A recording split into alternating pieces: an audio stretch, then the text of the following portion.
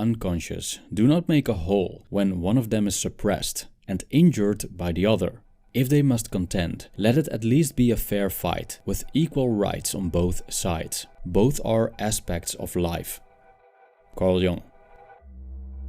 In my previous video about the shadow, I've discussed the world of the unconscious and how we can recognize its manifestations in our behavior. According to Swiss psychiatrist Carl Jung, the ultimate self-realization is the integration of the unconscious into the conscious. This is called the individuation process.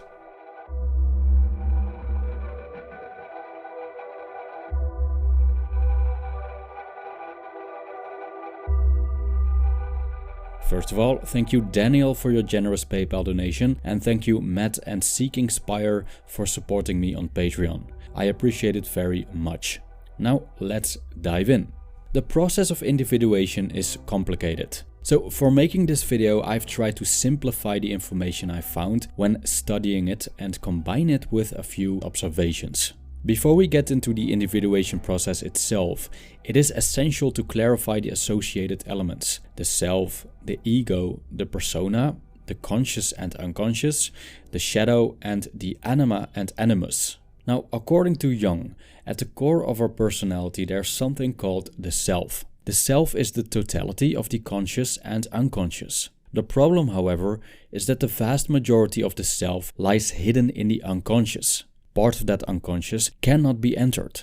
There's a personal unconscious that consists of all information of an individual's mind which is not readily available, like repressed or forgotten memories about oneself or the environment. There's also a collective unconscious that is basically the same for all human beings and probably shared among all members of a same species. For example, dogs are collectively driven by the same instincts. The same is true for humans. Jung noticed that the human collective unconscious brings forth a series of archetypal figures as well, which are universal symbols that we see in mythologies all across the world. These archetypes tend to appear in dreams too. Examples of these are the hero, the trickster, the wise old man, the great mother, and even God. These figures are not fixed archetypes themselves, but rather representations of what lingers in the unconscious in an archaic language that most humans would recognize. I've called these motifs archetypes, and by this I mean forms or images of a collective nature which occur practically all over the earth as constituents of myths and at the same time as autochthonous individual products of unconscious origin, said Jung. Before we dive deeper into the unconscious, I would like to explore the four main elements that we'll find across the conscious and unconscious, which make up the psyche and thus form the self. These are the ego, the persona, the shadow, the anima or animus. The ego rests on the conscious as well as the unconscious and is basically the story we tell ourselves about who we are, which is accumulated over the years by different experiences, but also a direct product of the realization that we are, in a way, separate from others. This realization happens in early childhood, when an infant starts to use the word I. That refers to the ego. The ego is the center of the field of consciousness, but not the center of the personality, since it is still subordinated to the self. The persona is the mask we wear in order to conform to society. We could describe it as the societal role we quote-unquote wear in order to fit in, based on norms and ethics. An example is the definition of masculinity and femininity. What does it mean to be a man or a woman?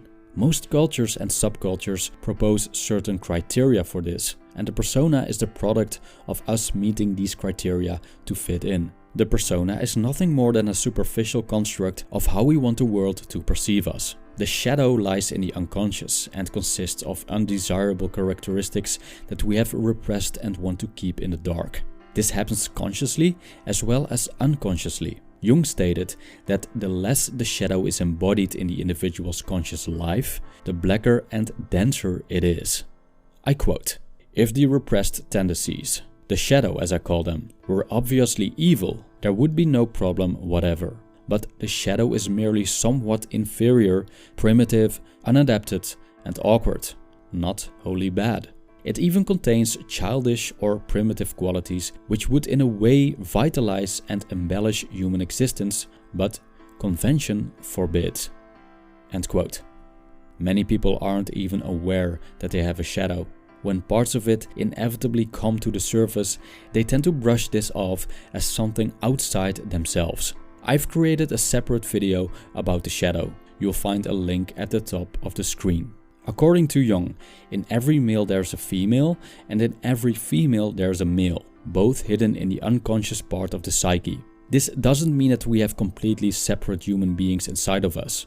Rather, it means that men possess characteristics that are classically considered feminine, and women possess characteristics that are classically considered masculine. Jung calls the feminine part of the male the anima, and the masculine part of the female the animus.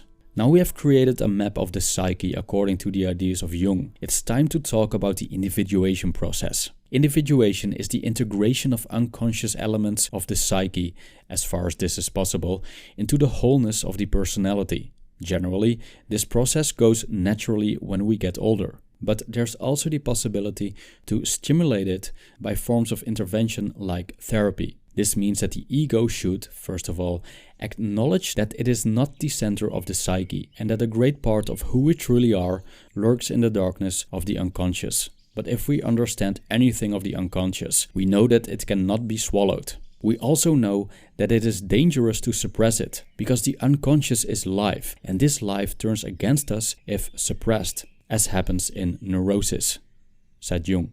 So making the unconscious conscious can never be done in its entirety, because there simply are areas of the psyche that we cannot enter. Part of the individuation process is the integration of the shadow. In a practical sense, this would mean that we should not only become aware of our dark side, we should incorporate it in our conscious personality as well. Exploring the unconscious means that we have to take certain elements of our personality to the surface that aren't pretty. As Jung stated, and I quote, "Individuation is an exceedingly difficult task. It always involves a conflict of duties, whose solution requires us to understand that our counter-will is also an aspect of God's will." End quote. In other words, our dark side is as valuable as our light side. Another dimension is the confrontation with the contrasexual part of our psyche known as the anima or animus. In many cases, men have not incorporated their feminine aspects in a healthy way, and the same is true for women and their masculine aspects. Chances are high that we have repressed the masculine or feminine side of ourselves in its completeness, which is equivalent to throwing away the baby with the bathwater. The goal here is a healthy integration of the anima or animus, which will actually empower our personalities regardless of what sex we are. There's also the possibility of unhealthy integration, which manifests itself as harmful and negative aspects of the opposite sex. Therefore, toxic masculinity can very much be part of female behavior, and toxic femininity, something less talked about, can be part of male behavior. When it comes to individuation, there's no one-size-fits-all. So it's up to the individual to bring forth the unconscious and decide the necessary steps. Because individuation is in essence a natural process, it cannot be forced within a certain time frame. Self-realization is something that can take a lifetime and very well may never be completed before we meet the grave. Thank you for watching.